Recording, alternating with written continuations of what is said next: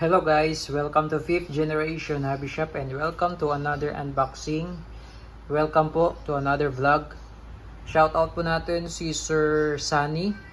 So ngayon meron tayong i-unbox. This is the Glock 17 Gen 3. Ayan, so it comes with the hard case. Ito yung specs niya. Ayan po, Glock 17 Black 4.5mm .177 pellet or BBs CO2 powered 3 joules by Umarex. Ayan po.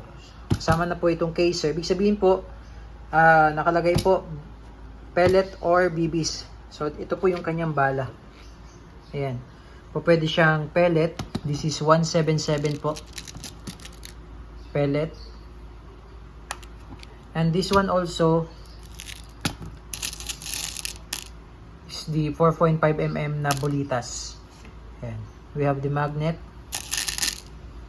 Ayan. So, dumidikit po sa magnet pagkabakal or bulitas. Ayan. CO2 powered. 12G pa rin po ang ating gamit. Ito po ay disposable. Yung isang tangke po, nasa more or less, nasa 30 shots or 40 shots. Yung isang tangke. Okay, so dito tayo, balik tayo sa unit. Again, may kasama na siyang case. Glock 17 Gen 3. This is Gen 3 po na dual ammo. Ayan siya. This one is blowback. So malalaman natin pag Gen 3 versus the Gen 5. Yung Gen 5, wala siyang finger groove. Makikita nyo sa Gen 5, walang finger groove. Ayan. So, may papakita lang ako sa inyong unit, yung Gen 5 natin na steel BB version lang, hindi siya dual ammo. Okay, so ito po yung ating Glock 17 Gen 5. Ito po ay hindi dual ammo. Bali, ang bala po nito ay bulitas lang. Ayan. Pambulitas lang talaga siya. Airgun also. Ayan. So, makikita nyo po yung grip niya straight, no? Wala siyang finger groove na katulad sa Gen 3. Ayan. Ayan yung Gen 5. We also have two-tone. Meron tayong army green, then black slide. Okay. Yan yung ating Gen 5 na bulitas po. So, meron tayong dalawang color. Army green yung frame, black slide, and meron tayong all black.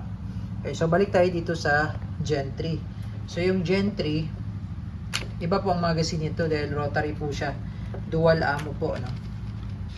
Ayan. So, makikita nyo po, meron siyang 4 na rotary. So, dito po natin nilalagay yung bala. Compare dito sa bulitas lang yung bala, diba? Iba yung magazine niya. Spring siya, spring. Okay, spring loaded yung kanyang magazine. This one, rotary. Ayan, rotary mag siya. Okay, kasi dual ammo siya.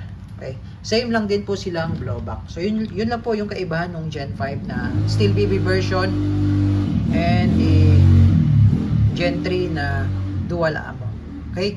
So, ulitin ko po, itong Glock 17 Gen 3 na to, pwede siyang lead pellet, pwede rin siyang bulitas. Pero itong mga Gen 5 natin na meron tayo, ay bulitas po ang bala. So, ibig sabihin, ito po ang bala niya. Okay? Ayan po. Okay, so ngayon po, proceed po tayo sa loading ng steel ball tsaka pellet. Okay? So, itong mga rotary na to, itong 4 po, ang laman po nito ay 8. 8 po ang capacity. No? So, bali 4 siya. So, all in all, 32 shots po. Ayan. So, sa paglo-load, ayan. So, dito muna tayo sa pellet. So, makikita nyo po yung gear, no? Yung gear, ito yung pellet. Yung gear, sa likod po tayo maglalagay ng bala. Ayan. Sa likod po.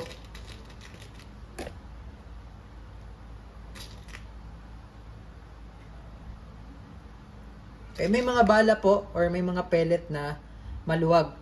So, kapag maluwag, pwede nyong i-check. Kapag maluwag, minsan kasi, kapag maluwag, kumakalang po yan.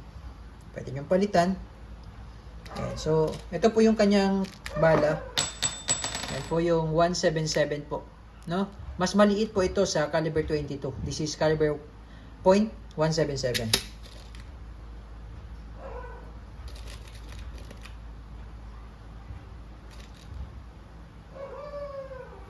Ayan po. And now, proceed naman po tayo sa BBs. So, nasa sa inyo po yun kung pupunuin nyo siya puro pellet, pwede rin puro steel ball, puro BBs. Nasa sa inyo po. Ngayon po, ito naman po yung kanina, dito tayo naglagay sa likuran. Ngayon, sa harapan naman po. So, ito naman po yung bolitas na 4.5 mm.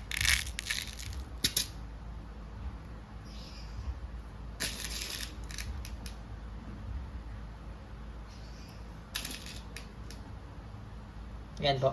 So, ipapasok nyo lang siya dito. Either way, kung gusto nyong pellet, ililipat nyo lang. Ayan po. Okay, so hindi na natin lalagyan yung dalawa. So, bali, 4 po na rotary yan. Ngayon, alisin po pala muna natin. Ayan. So, minsan may mga nalalaglag po na pellet. That's normal po, no? Kasi minsan, may mga pellet po na maluwag. I mean, maliit yung diameter niya, yung dito. Okay? So, ngayon po, load tayo ng CO2. Okay, so ito po ay may free na silicone oil.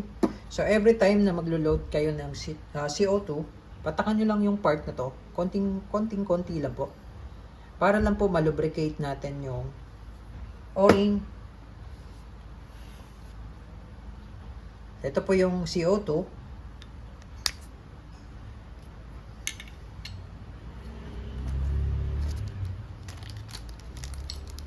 Okay, so bali yung pinaka-mag-base niya, slide back nyo lang po. Ayan. Tapos, adjust nyo lang yung Allen screw para mag-fit po yung CO2. Then, hihigpitan na po natin. Kailangan po, mabilis po yung pihit at tamang higpit lang po. Then, balik. So, nung hinigpitan na po natin, punctured na po yung CO2. So, ngayon po, ang itetest natin is yung pellet. Lead pellet pointed 177. Then, mamaya po yung steel ball.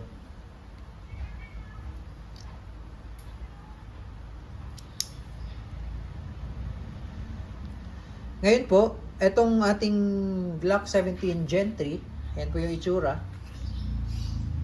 Yan, this is blowback. So, ibig sabihin, nakakasa po. Ayan, nakakasa. And meron siyang safety dito.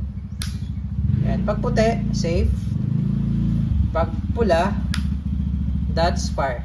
Okay, tapos yung trigger niya po, malalim. No, malalim po ang trigger niya. Hanggang dulo po ang trigger nito. Yan, pagka ganyan, hindi pa po yan puputok. So, isasagad nyo po yung trigger hanggang dulo. Yan. Okay, yung sight niya, standard sight.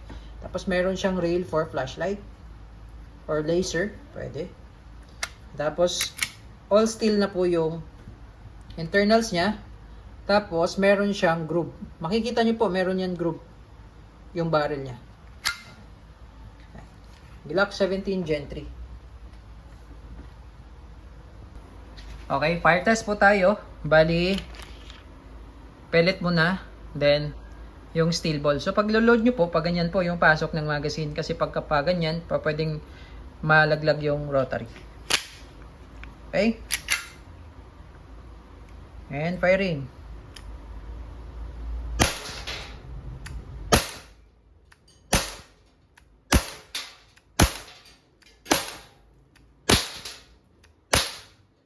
Okay? And now, proceed naman tayo sa bolitas.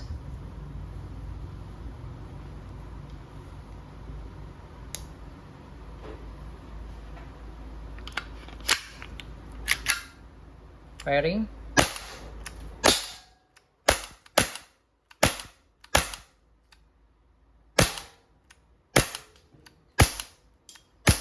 Okay. Ayun. So, yun lang po. So, meron pa po itong CO2. Siguro mga maubos po yung 4 na rotary bago maubos yung laman ng CO2.